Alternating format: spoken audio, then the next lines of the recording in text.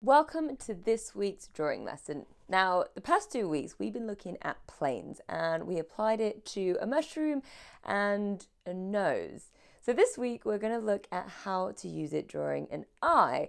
Eyes are a little bit more challenging and there might be some more planes than the nose.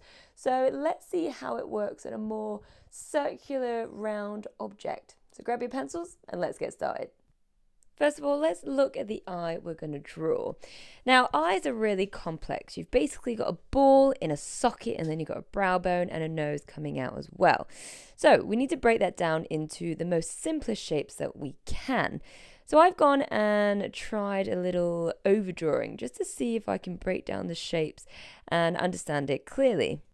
Because things are round, you can't just break them down into 2 or 3 shapes. So what I wanted to do was find a central plane and a left plane and a right plane. And you can see that it's split up into 3. We've got the central section, we've got the left section and the right section. And even though I'm just using trapeze shapes and rectangles and straight lines, you start to see that it is looking more and more 3D just by these lines.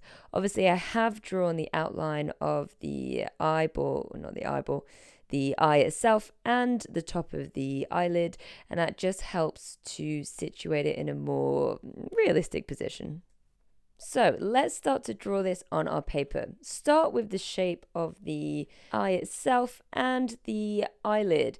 And from there you can start to think about your planes, Is the under part of the eyebrow, does that spread out bigger than the eye itself? What about the shape of the bag, the eye bag underneath the eyeball? It feels so bad. And think about the direction that each change of direction is going in. One way that you can kind of help yourself is to look at the shading in each section and ask yourself, is there a point when it changes from one color to another? So, for example, if you take right in the crease of the nose and the eyebrow, that section is darker. Next to that, it's much lighter because this is closer to the light source. And then on the far left, it's a medium sort of shade. So that's another section as well.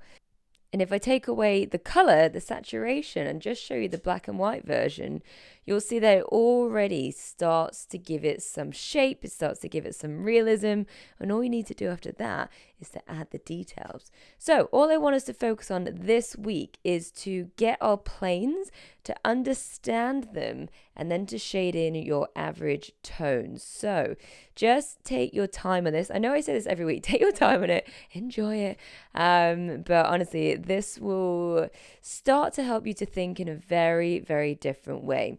You're thinking like a sculptor now. You've got a big piece of granite and you're chiseling away and you're going to refine the edges. And we'll do that together next week. So for now, just do your planes, get your average shades and try and get it looking kind of 3D and kind of round just by using geometric shapes.